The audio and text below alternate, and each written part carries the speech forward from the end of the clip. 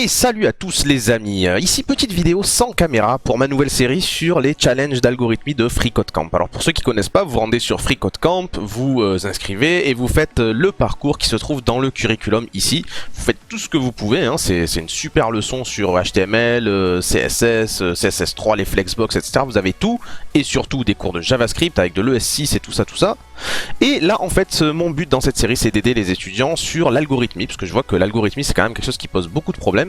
Donc dès que vous arrivez ici, à cet algo ici, là, cet exercice qui est Sum All Numbers in a Range, ben, vous pouvez regarder cette vidéo pour, si jamais vous n'avez pas réussi par vous-même, ben, regardez un peu comment on peut imaginer ce problème. Ce problème ici, il est relativement simple. On nous passe à notre fonction SumAll qui est codée ici, un tableau qui possède deux nombres, un premier, un deuxième, et nous notre but ça va être de renvoyer la somme de tous les nombres qui se trouvent entre ces deux nombres. Par exemple, pour un tableau qui contiendrait 1 et 4, il nous faudrait renvoyer 1 plus 2 plus 3 plus 4. Et c'est pareil du coup pour les autres chiffres. Maintenant, ce qui est possible de faire aussi, c'est de nous envoyer un tableau avec un nombre plus grand au début et un nombre plus petit après, donc de 4 à 1. Mais le but c'est que ça se passe exactement de la même façon. Il faudrait faire 1 plus 2 plus 3 plus 4. Donc ici, on a un code vide et il faut qu'on sache comment on va faire pour répondre à cette question-là.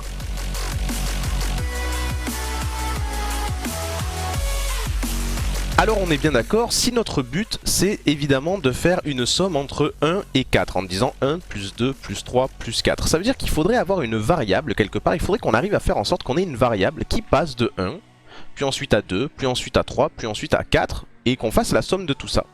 Et alors, en algorithmie, quand on vous dit qu'on a une variable qui va en plus de ça être un nombre et qui va s'incrémenter de 1 à chaque fois, on pense souvent à une boucle for. Donc je pense que dans notre première optique, il faudrait passer par une boucle for. Alors comment on va pouvoir faire ça?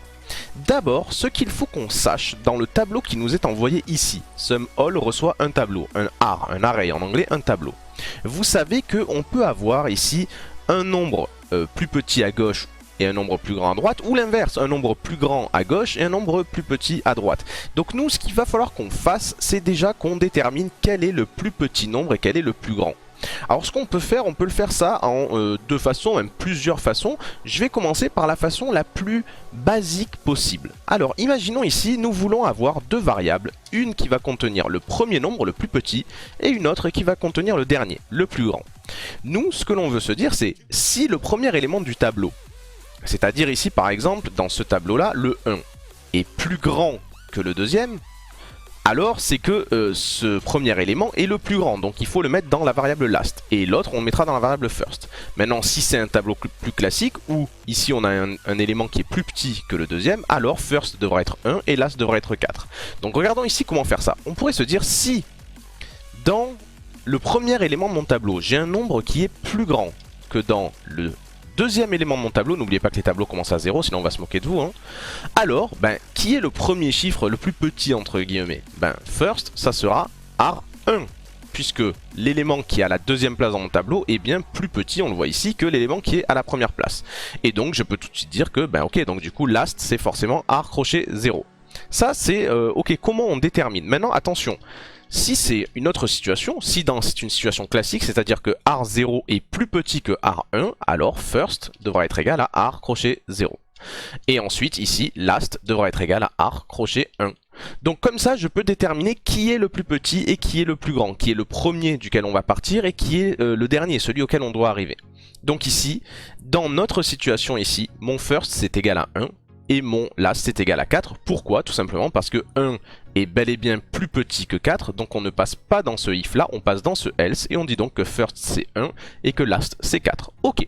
Alors maintenant qu'on a nos deux limites, on sait qu'on doit aller de 1 jusqu'à 4. Encore une fois, aller de 1 jusqu'à 4, aller de 1 jusqu'à 10, aller de 10 jusqu'à 20, c'est la raison d'être même d'une boucle for. Donc ici, ce qu'on pourrait faire, c'est créer une variable totale, qui serait égale à 0 par défaut. Et on pourrait dire, écoute, je vais partir d'une variable i qui serait égale à first. Donc ici, elle serait égale à 1. Ok. Et je vais dire que tant que cette variable i est inférieure ou égale à last, tant qu'elle est inférieure ou égale à 4, j'ai envie que i soit incrémenté à chaque tour de ma boucle for. Et alors là, ce qu'il me reste à faire, c'est tout simplement à dire, total doit être égal à total plus i. Alors pourquoi? Imaginons, on arrive ici, on part avec 1, donc i égale 1. Et ensuite on dit tant que c'est inférieur ou égal à 4, on fait i++. Donc si i égale 1, total égale total plus 1, donc total ici va passer à, je vais le mettre en commentaire ici, à 1. Ok, super. Maintenant, i va être incrémenté à 2. Donc on va toujours rentrer dans cette boucle parce que 2 est bien inférieur ou égal à last qui vaut 4, hein, rappelez-vous. Et donc on va dire total, ça va être égal à total plus i. Et i vaut 2, donc ça fera encore plus 2 ici. Ok, i va être incrémenté à 3, donc ça va être total égale plus 3. Et ensuite i va être incrémenté à 4, et donc ça va être total plus 4. Et donc là, on a bien ici un total qui va être égal à 1 plus 2, 3, plus 3, 6, plus 4, hop, ça fait 10. Qu'est-ce qu'on nous demande ici dans l'exercice? On nous dit, ben, la somme de 1 à 4 devrait retourner 10. Alors si je regarde ici, je vais demander à ma fonction de me retourner ce fameux total. Si je demande maintenant à tester cette hypothèse, on voit que c'est gagné. Et ça marche dans les deux sens, que ce soit 1 et 4 ou 4 et 1. Pourquoi? Parce que juste avant, j'ai fait un petit traitement qui me permettait, de toute manière, quel que soit le sens dans lequel on me l'a envoyé, de repérer qui était le plus petit et qui est le plus grand. Donc ici, on arrive à faire fonctionner cet algorithme dans les deux cas.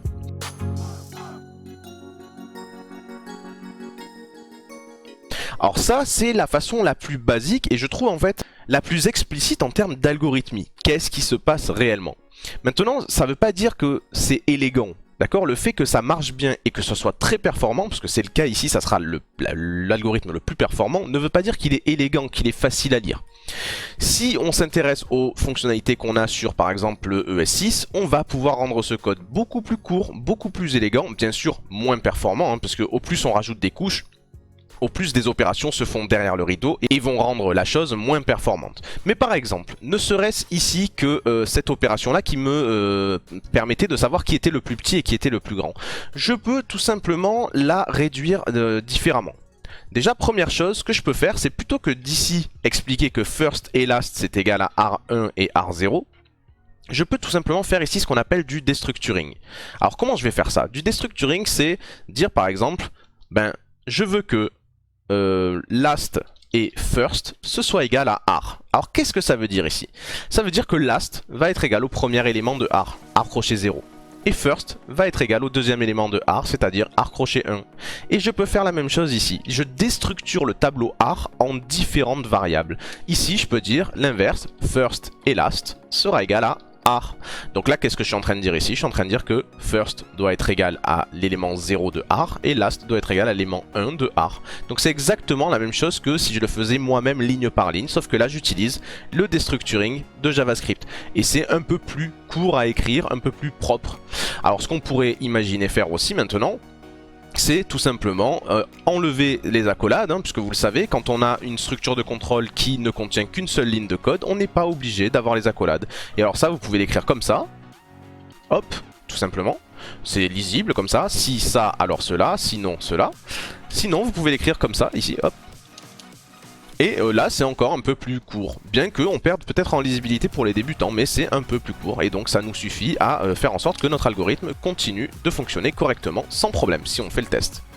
Maintenant ici de la même façon, si j'ai envie de le rendre plus court, alors ça c'est pas une fonctionnalité de S6, hein, c'est tout simplement du JavaScript de base. Vous savez que nous les développeurs on est très feignasses, très feignants, et donc il n'est pas question d'écrire total deux fois dans la même ligne, hein. Total égale total plus i, on a un opérateur qui nous permet d'exprimer exactement la même chose, qui serait de dire ici tout simplement total plus égale i. Et ça fait exactement la même chose. C'est la même chose que d'écrire total égale total plus i. Donc là, on a, voilà, effectivement raccourci encore un peu notre code. Alors maintenant, pour cette partie-là, on pourrait encore aller plus loin. Vous savez que nous, notre but ici, je l'ai dit, en fait, notre but ici, c'est de trouver le nombre le plus petit et le nombre le plus grand. Alors, pour faire ça, on a la possibilité d'utiliser autre chose. On pourrait utiliser par exemple les fonctions qui s'appellent mat.min et mat.max.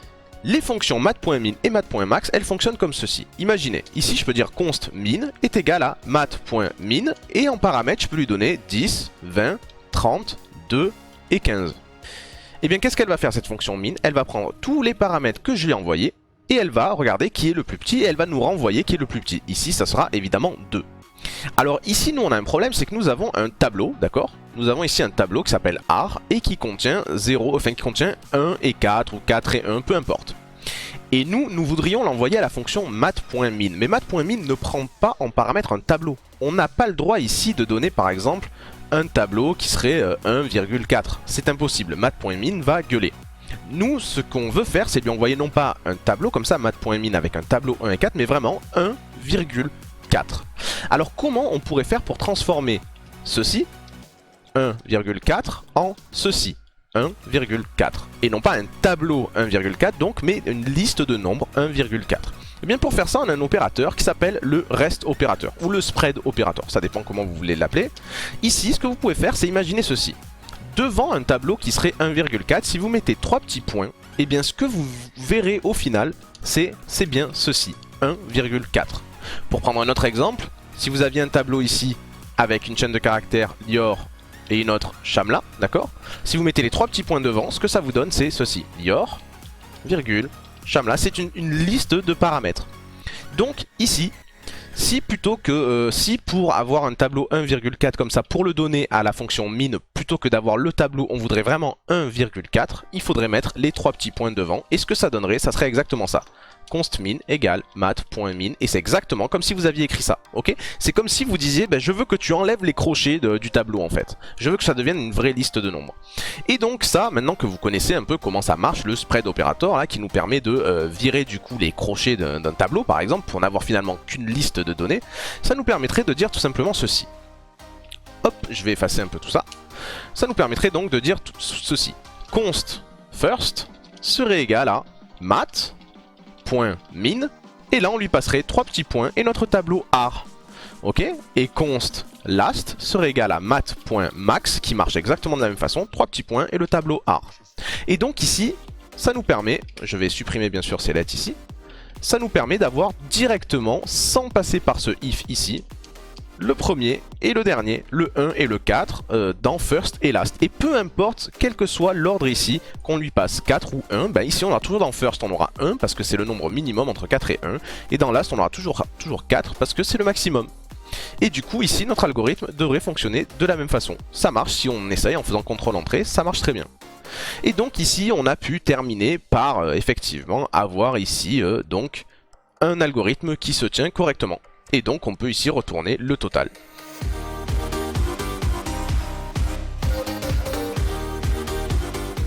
Donc on a bien vu ici qu'on a pu se servir de ces nouvelles notions, à savoir la librairie mat et certaines de ses fonctions comme min et comme max. Mais attention, ces fonctions-là, mat.min et mat.max, ne peuvent pas prendre en paramètre un tableau.